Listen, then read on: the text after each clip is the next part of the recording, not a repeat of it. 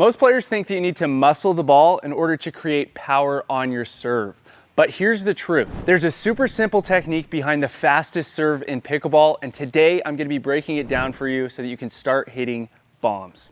This is James Ignatowich. He has the fastest serve in all of pickleball.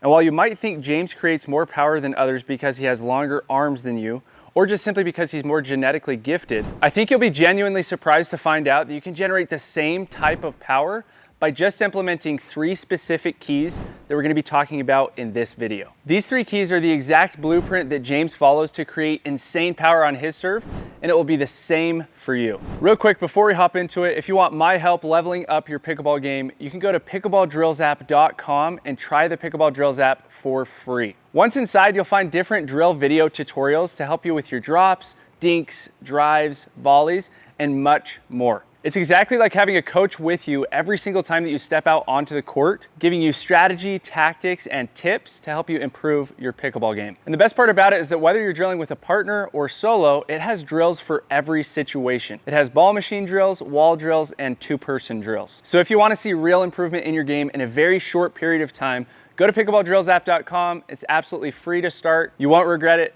Have fun improving. All right, let's jump into key number 1, which is knee bend. So James Ignatowich, he doesn't bend his knees very far in order to create this power, but he is generating power from the ground up. And the way that he's doing that is by just slightly bending his knees. And so he's bending his knees about 2 inches, and then he's generating that power from the ground up. If you think about a basketball player that's going up to dunk a ball or even shooting a 3, they don't have a huge knee bend. They only go down about 2 inches, and that's how you generate the most power. So I see a lot of players that are way down here trying to generate power through their serve. You don't need to do that. You're actually going to lose out on power by doing that. Instead, just a slight knee bend, and then you're very quickly springing up into the court. Now, something else to mention is that James uses a closed stance. So a closed stance looks like this. You're facing towards the side fence. So where you are is directly towards the side fence. And you're pointing both of your feet in that direction with an emphasis on pointing your front toe towards the dominant net post. So the reason that I say the dominant net post is because it's going to be on your dominant side. So the net post that's to my right is my dominant net post because I'm right-handed. If you're left-handed, the dominant net post is going to be that left net post. So you'd be faced in this direction and pointing that toe towards your dominant net post. The reason that you want to do that, and the reason that James does it, is because it allows him to be able to rotate through the ball and pivot on his foot. If you don't have this toe pointed, you can't pivot into the court in the direction that you want the ball to go. Instead, if you're like this, which a lot of players do, and I see it all the time, you won't be able to pivot into the court. Instead, it's as if you're trying to hit your serve in that direction over there. You're gonna be able to pivot to hit with a ton of power in that direction, but not pivot to hit with a ton of power in the direction that you want to go. So your foot can really hold you back if you don't have it pointing towards your dominant net post. So make sure that that front toe is pointed there. So he's here with a slight knee bend in preparation to make contact with the ball, front toe pointing towards that dominant net post. That's going to help him to be able to spring into the ball, already generating a ton of extra power that you are missing out on. Key number 2 to James's insane power is his compact motion as he snaps through the ball. He is completely and fully standing at the point of contact, and his motion is extremely compact. You wouldn't think so, because you'd think in order to create power, you need a big, huge backswing and a big, huge follow through. James has a big follow through, but he doesn't have a big backswing. He doesn't have any forward momentum coming into the ball. It's all created from keeping his motion really compact, pushing forward, and creating a snap as he makes contact with the ball. So he has fully stood into the court as he makes contact. And so how that works is he starts by creating a small C, a really small C. So if you can see that C, he's just simply creating a small C as he then makes contact with the ball out in front of him. And what creating this small C does is it allows him to create wrist lag. Wrist lag is where your butt cap goes from pointing towards your opponents to then pointing directly at you as you make contact with the ball. And that wrist lag happens in a fraction of a second. So he pulls forward, it creates the wrist lag, and then he snaps through the shot. That creates all the power, and then he follows through his shot. So we're doing a really small C, a compact swing, and it's just essentially a motion forward into the court. No big C, it's a really tiny C, and then he snaps through the shot, generating that power from standing through his motion really quickly.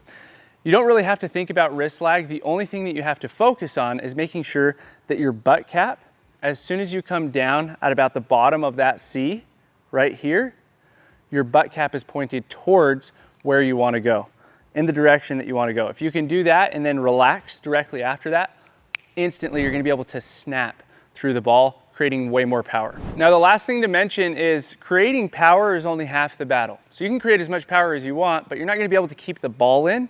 And so what he does in order to keep the ball in is a windshield wiper motion. So you can picture that a windshield is in front of you and you're the windshield wiper. As soon as you make contact with the ball, you're going to brush through that ball, creating that windshield wiper, acting like you're taking water off of a windshield. What this does is it allows your ball to be able to travel back down into the court. So now you're creating all the power and all the spin. Now you have a perfect recipe to hit your serve into the court. And then the last thing to mention with these mechanics, he has this really small C motion. He shoots out towards his target, creates that snap, windshield wipes. He then finishes really high. And what I like to think about to remember this is making your elbow your nose. He does that on every single serve. He's not finishing over to the side, he's finishing high.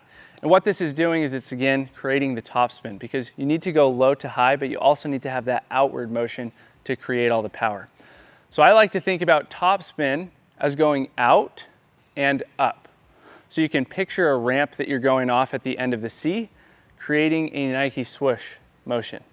And what this does is it allows you to be able to get the perfect amount of out and the perfect amount of up to be able to create the perfect amount of spin and the perfect amount of power. So super compact motion, pull with the butt cap, snap, windshield wipe, make your elbow your nose, all while quickly standing into the court. And notice I replace my shoulder.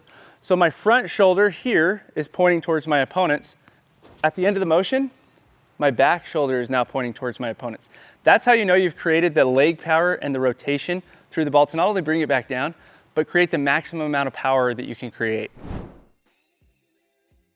And then key number 3 is that he actually leaves the ground after contact with the ball. So a lot of players think that he hits an illegal serve, but he's not hitting an illegal serve because he's not jumping until after he's made contact with the ball.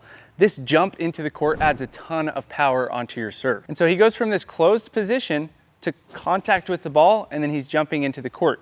Notice his back leg is off of the ground at contact, and then he jumps with his non-dominant leg. So for me and for him, it would be our left leg we are jumping into the court with, while we're just simply swinging our dominant leg, our right leg, right into the court behind us. And remember, we're replacing those shoulders as we finish the motion. So another way to think about this is your dominant toe is going from pointing towards the dominant net post, and that's regardless of what side of the court you are serving on. If you're serving over there, or if you're serving over here, it's always towards that dominant net post. And at the end of the motion, now your opposite toe, your back toe, is now pointed towards the non-dominant net post, that other net post. That's going to show that you got the rotation. So you can think about it in that way, or if it's simpler, to think about it as replacing the shoulders as you come into the motion. So what generates all his power? It starts with his legs, that slight knee bend. He's then going to generate power from his arm by creating that whip motion, pointing the butt cap towards where he wants to go. He's then going to snap through the shot, create the windshield wiper, finishing high so that he can create all the topspin to bring the ball back down into the court. And he is fully stood up into the court after having jumped forward, replacing those shoulders at the end of the motion. So don't worry about getting super low. You're going to lose out on power by doing that. Instead, just have a spring motion into the court. That's how compact and powerful his motion is. That's why he has the fastest serve in all of pickleball. And if you question below, hey, I thought so-and-so had the fastest serve. Well, the vast majority of pros have said that James's serve is the fastest in all of pro pickleball. They say that it's the hardest to go against. So if anybody tells you otherwise, it's because they haven't played on the Pro Tour. His serve is insanely fast. If you can apply these 3 keys to your game, you're gonna be serving absolute bombs the next time that you step out onto the court. And if you wanna learn how to win against any opponent that you play, you can follow this 5-step process that I go over in this video, and I'll see you over there.